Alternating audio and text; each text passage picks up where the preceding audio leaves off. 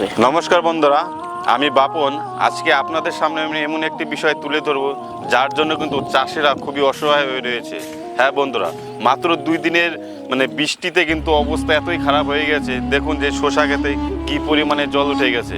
আগেও অনেক কয়বারই বৃষ্টি হয়েছে কিন্তু এরকম জল ওঠেনি। ওইদিকে যে দেখতে পাচ্ছেন যে লঙ্কা গাছ যত যা ছিল সব ডুবে শেষ হয়ে গেছে। এর পিছনে কিন্তু অনেক কারণ রয়েছে। এখানে আমরা আছি এখন ওই টুইটি কাটাতে আছি।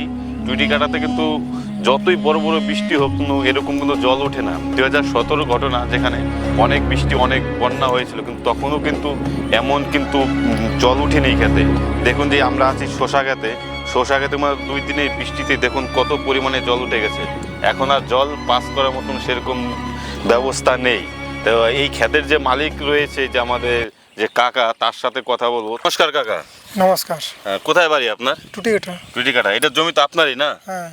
তা কি এত পরিমাণে জল কি পার করার ব্যবস্থা ছিল না?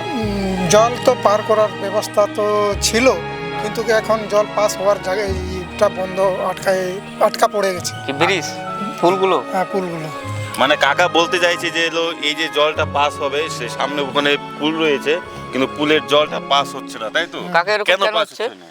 কেন হচ্ছে? এখন কেন পাস হচ্ছে না, যেমন ওই যে জল পাস হওয়ার জন্য ব্রিজটা বানাইছিল, এখন মানে সব জায়গা দিয়ে আটকায় দিছে, পুকুর টুকুর খুঁজে এখন জলটা পাস হতে পারছে না। জল বৃষ্টি আর কোথায় হবে, যে সব জল এদিকে আটকায় মানে পড়ে গেছে। আপনি এত টাকা দিয়ে যে শসা ক্ষেত করছেন, মাত্র কয়বার তো ছিঁড়ছেন? এখনো ছিঁড়ি নাই। ও, এখনো বিক্রি করতে পারেনি, তার মধ্যেই নর্মাল মানে অল্প জলেতেই শেষ হয়ে গেছে, তাই না? হ্যাঁ। তা এখানে যে সরকার আছে, সরকারদের উদ্দেশ্যে আপনি কি বলতে চান এই জলের ব্যবস্থা নিয়ে? জলের ব্যবস্থা আমি বলতে চাবো যে এরা একটু চাষিদেরকে দেখুক, যে কিভাবে চাষটা বাঁচবে, ওইভাবে যেন কাজ করুক ওই মেম্বার বা প্রশাসনরা।